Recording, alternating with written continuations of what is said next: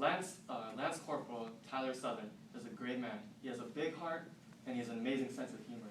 He's currently married to his high school sweetheart, and oddly enough, he wants to continue serving in the military for another 16 years. But there's something wrong with Tyler.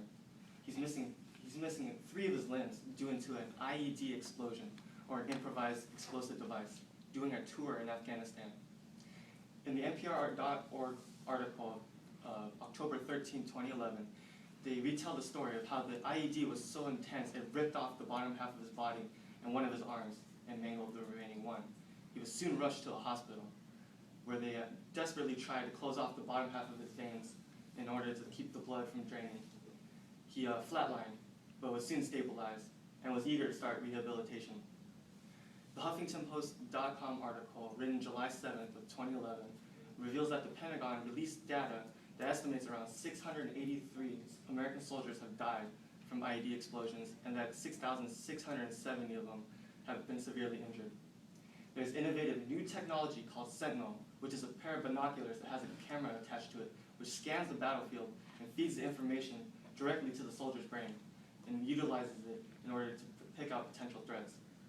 Today I will give you more information on the brain and what the device utilizes on the brain, the device itself, and what the future implications can mean. Now, you're not going to become a neuroscientist from listening to me, but you'll be pretty damn close.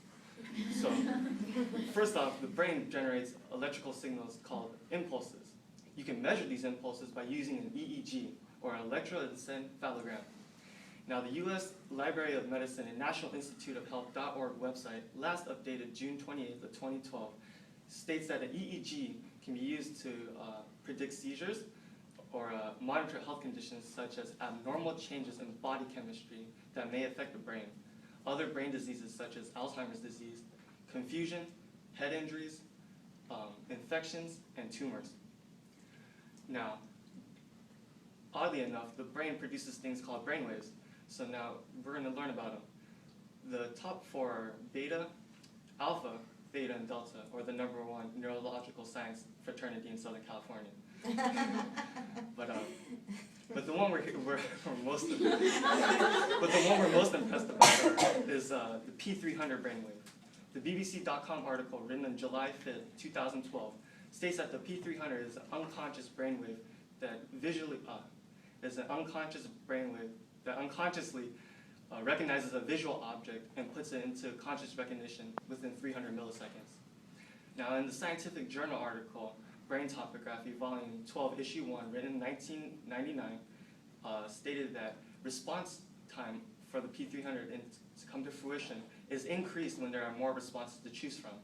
So, in a guerrilla-type warfare zone, where a potential enemy could be hanging around the corner, it might be hard to spot that IED that's laying down.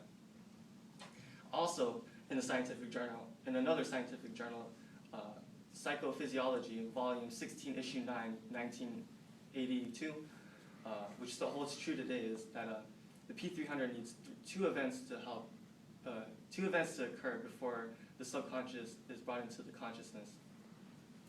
And if the perceptual difficulty is increased in either of these 2 events, information is lost. So you can see that the Sentinel binoculars seeks to close this gap and make it easier for the soldier, so you can take out all the unnecessary noises and distractions on the battlefield. Now that you know a little bit about the brain, you can see that they're going to try to use the mind onto the battlefield. What Sentinel is a pair of binoculars with the camera. It scans the battlefield. But the interesting is the camera uses a mathematical algorithm which recreates human vision, and it uses those images that it scanned, flash them across the viewer's eyes so that the viewer's brain can determine which